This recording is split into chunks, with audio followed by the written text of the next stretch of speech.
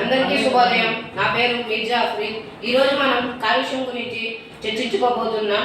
కాలుష్యం అంటే మన ప్రకృతిని నాశనం చేసేదాన్ని కాలుష్యం అంటారు. కాలుష్యంలో 3 రకాలు ఉంటాయి. ఒకటి వాయు కాలుష్యం, రెండవది నీటి కాలుష్యం, మూడవది భూ కాలుష్యం.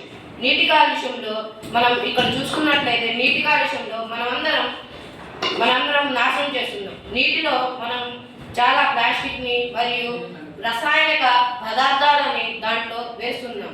అందువలన నీటిలో ఉన్న జంతువులు మరియు దాంట్లో తాగే జంతువులు, నీటిని తాగే జంతువులు మనందరం చనిపోవడానికి కారణమవుతుంది. మన చేతుల్లోనే మనం చంపుకోవడం మనం చూడలేకపోతున్నాం. అలాగే మనందరం నీటిలో మన న్యూక్లియర్ వెపన్స్ అవన్నీ నీటిలోనే పేల్చి టెస్ట్ చేస్తున్నాం. అందువలన నీటిలో ఉన్న జంతువులు చాలా చచ్చిపోతున్నాయి. మన భూమి మీద ఉన్న జంతువుల కన్నా నీటిలో ఉన్న జంతువులే ఎక్కువగా ఉంటున్నాయి. అందువలన నీటిలో ఉన్న జంతువులు చచ్చిపోతున్నాయి. అలాగే మన వాయు కాలుష్యంలో ఉన్న మనం కావాలంటే మనకి వాయువు ఎంత అవసరమో మనకు తెలుసు. వాయువు లేకుండా మనం 1 నిమిషం కూడా ఉండలేము. అందువలన వాయువు కాలుష్యం కావాలి, మనకి చాలా అవసరం.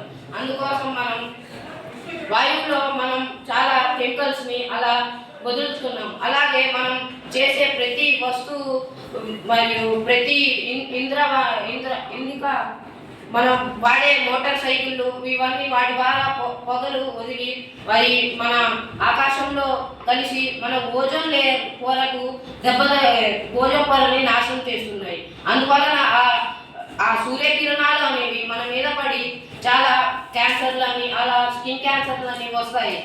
అలాగే మనం ఇక్కడ భూ కాలుష్యం చూసుకున్నట్టయితే భూమిలో ప్లాస్టిక్ మరియు ఇవన్నీ వేస్తున్నాం. భూమి వలన మనకి చెట్లు కావాలి. భూమి ద్వారా పెరిగే ప్రతి చెట్టు మనకి ఆహారాన్ని మరియు ఉండటానికి ఇల్లుని అవి ఇస్తున్నాయి. అలాగే భూమిలో వదిలే రసాయనిక పదార్థాలు భూమిలో ఉన్న దిగుమతిని నాశనం చేసేస్తున్నాయి. అలాగే మనకి పంట దిగుమతి రావడానికి రసాయనిక పదార్థాలు వాడుతున్నాము. అది వాడటం వలన మనందరికీ చాలా నష్టపోతున్నాం. అలాగే ఆ రసాయనిక పదార్థాలు వాడటం వలన మనందరం వాటిని తిని అవి మన ఆరోగ్యాన్ని నశిస్తాయి. అలాగే ఇవన్నీ జరగకూడదంటే మనందరం భూమి కోసం మరియు నీటి కోసం మరియు వాయువు కోసం మనందరం చాలా కష్టపడి వాటి చెట్లు పెంచి తర్వాతకి మోటార్ సైకిల్ ఆపి చెట్లు పెంచడం మొదలుపెట్టి తర్వాతకి ఇంజిన్ వెహికల్స్ని ఆపేసి బ్యాటరీ వెహికల్స్ని తీసుకొని మనం ఈ ప్రపంచాన్ని మార్చేసి మనం అందరం బాగా ఉన్నాం. ధన్యవాదాలు.